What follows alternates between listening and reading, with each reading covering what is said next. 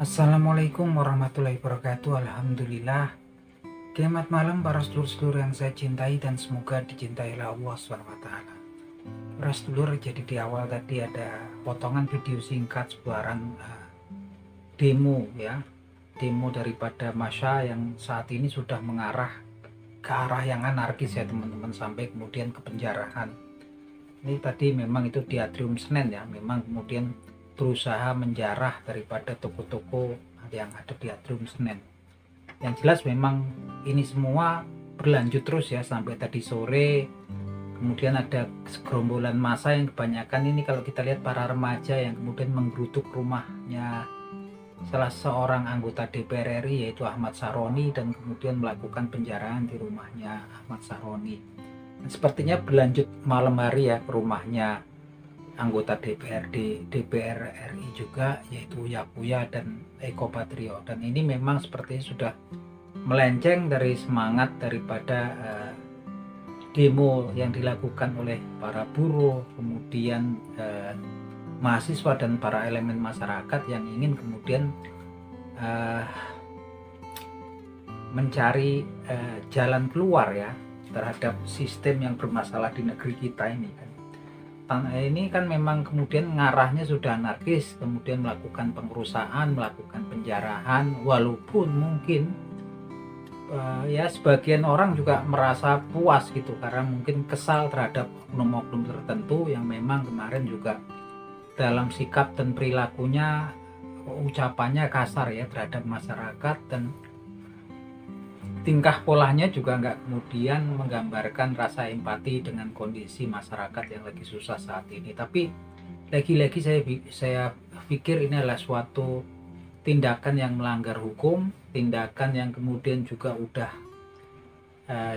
anarki ya, sedangkan ini memang kemudian akan merugikan semua ya, baik korbannya ataupun penjaranya, karena nanti kapanpun juga ya pastinya juga bisa terancam pidana para pelaku penjarahan gitu kan. Tapi kalau kita lihat memang kebanyakan yang bergerak ini kan anak-anak yang masih remaja ya teman-teman. Artinya memang ada kemungkinan memang kemudian ada pihak-pihak yang mengail di air keruh ketika kemudian mereka melihat ada celah untuk menimbulkan gejolak di masyarakat, sudah gitu kan. Memang kemudian celahnya memang kemudian wakil kita ini anggota DPR ini kemudian memang kemudian ada masalah dengan para pemilihnya, dengan masyarakat yang memilihnya, celahnya kemudian digoreng ya akhirnya memang kemudian terpancing ya melakukan tindakan-tindakan anarkis, dan memang sudah nggak patut, namanya juga penjarahan ya teman-teman. Yang dijarah itu barang-barang milik pribadi, tetap itu apapun alasannya suatu bentuk kejahatan yang bisa dipidana oleh pihak yang berwajib teman-teman. Yang jelas memang ini berlangsung terus sampai malam hari ini teman-teman, yang memang sudah melenceng jauh ya daripada semangat untuk membenahi kondisi di negeri kita ya. Memang kemudian kalau cuma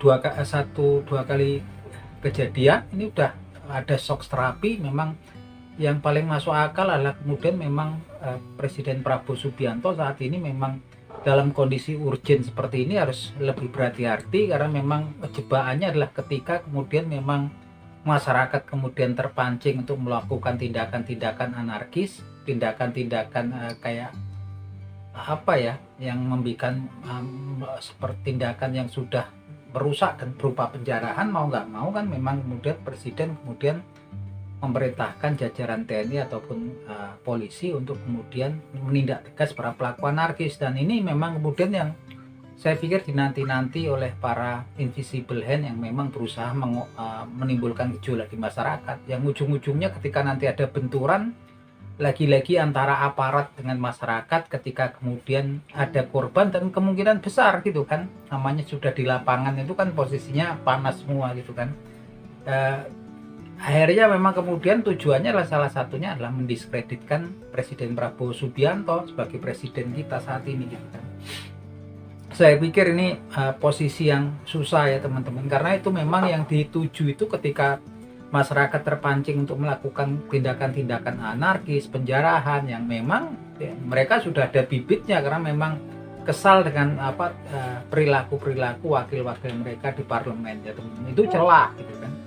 Tapi namanya kemudian semacam invisible hand ini kan ya semacam kayak pergerakan intelijen gitu kan, mengadu dombanya juga halus ya, susah ya gitu kan. Dan memang tujuannya kalau saya pikir, dalam pikiran saya sih, analisa saya, memang ya memang yang dinanti-nanti ketika masyarakat terpancing, kebanyakan kan anak-anak yang masih muda usia. Kalau saya lihat itu tadi di tempatnya Ahmad Saroni, dan kemudian yang datang ke tempatnya Uya ataupun kemudian Eko Patrio ya, kebanyakan. Tapi memang kemudian juga sepertinya juga ada aktor-aktor tertentu yang kebanyakan mereka udah pakai helm tertutup ya. Memang kemudian mau nggak mau untuk menjaga negara ini, pastinya Presiden Prabowo Subianto akan memerintahkan Panglima TNI dan Kapolri kemudian untuk melakukan tindakan tegas. Nah, memang resikonya kan akan ada korban ya, berjatuhan namanya di lapangan gitu kan. Dan ini memang lagi-lagi yang diharapkan oleh para invisible hand, yang memang saya pikir targetnya adalah kemudian mendiskreditkan Presiden Prabowo Subianto itu kan. Saya berpikir jangan sampai kemudian Presiden Prabowo Subianto kemudian terjebak dalam kondisi tersebut.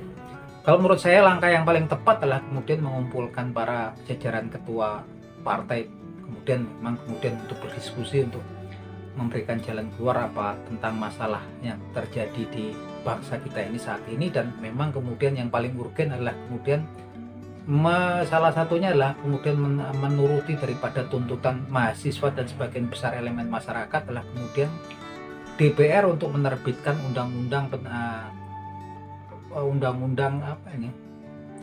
penyitaan asetnya para koruptor. Itu yang masalah yang paling urgent, yang merusak negeri ini selama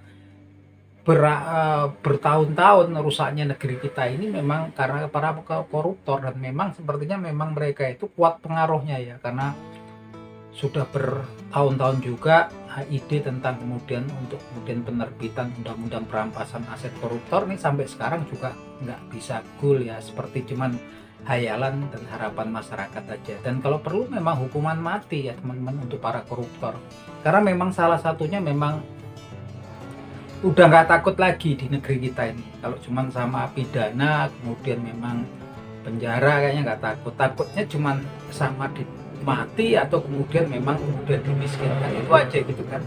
Kita lihat memang kemudian kan ya, yang kemarin juga melakukan kesalahan ketika melihat salah satu kemudian rekan mereka dijarah ya, kemudian tak minta maaf ya. Kita nggak tahu memang apakah betul-betul dari hatinya yang paling dalam kemudian mohon maaf kemarin memang wakil-wakil rakyat kita yang kesleo ya dalam perilakunya gitu kan, atau memang karena rasa takut. Tapi memang kemudian di negeri kita ini memang pilihannya seperti itu, dan ini memang waktu yang nggak banyak pilihan lagi gitu kan. Saya yakin ketika dari eksekutif dan legislatif kemudian menelurkan undang-undang perampasan aset atau bahkan kemudian hukuman mati, dan percontohannya kan memang udah banyak ini yang bisa dijadikan percontohan untuk kemudian paling tidak dirampas asetnya atau mungkin dihukum mati ya teman-teman. Ya yang belum lama inilah yang melakukan korupsi besar di negeri kita ini gitu kan. Saya pikir obatnya cuma salah satu itu ya. Kalau enggak memang kemudian justru akan dipukul dengan kekerasan, ini masyarakat semakin melawan susah gitu kan. Dan itu yang memang dikehendaki oleh invisible hand yang kita nggak tahu siapa mereka gitu kan. Saya pikir juga Presiden Prabowo Subianto tentunya sudah lebih mengerti ya.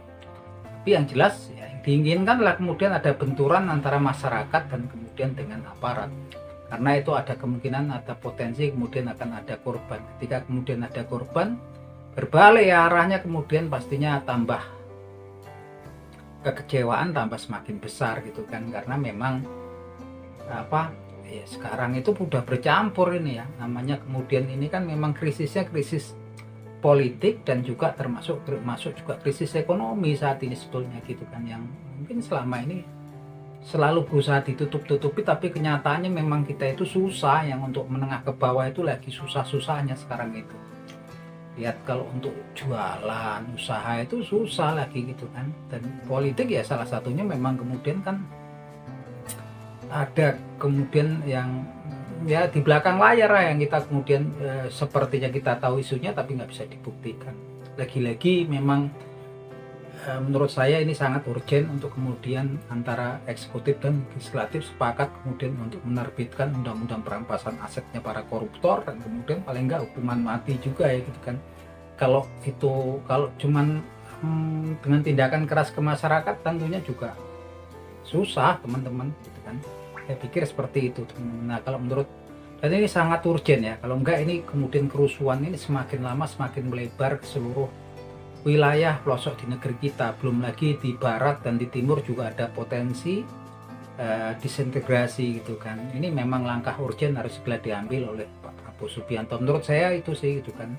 Kalau teman-teman dan punya analisa yang lain, monggo silahkan tulis di kolom komentar. Ini sangat urgent sekali ya menurut saya gitu kan, karena memang kemudian arahnya demonstrasi ini udah melenceng ya sampai malam, kemudian udah mengarah ke anarkis, menjarah gitu kan, bahkan merusak fasilitas umum gitu kan. Bahkan tadi saya sempat lihat di beberapa wilayah tadi ada motornya satpam yang nggak tahu apa-apa juga ikut terbakar gitu kan. Ini kan memang kemudian merugikan ya, masyarakat juga yang rugi gitu kan.